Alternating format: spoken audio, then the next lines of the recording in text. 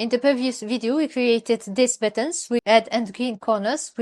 So to create these buttons, we used a TCL script and also a Python script. For the TCL script, we used PNG images, the same for the Python script. In this video, we are going to use data instead of PNG files.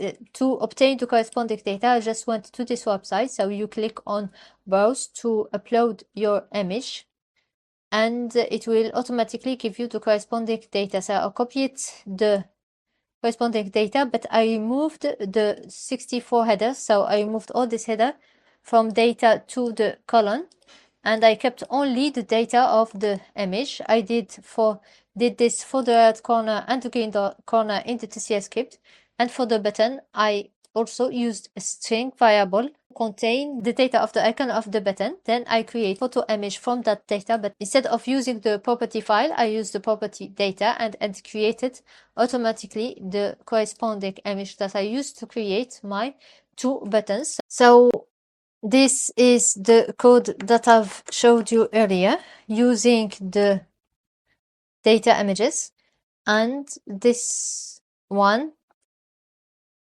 is the one using the PNG files of the previous video. Thank you for watching and see you in the next video. Bye.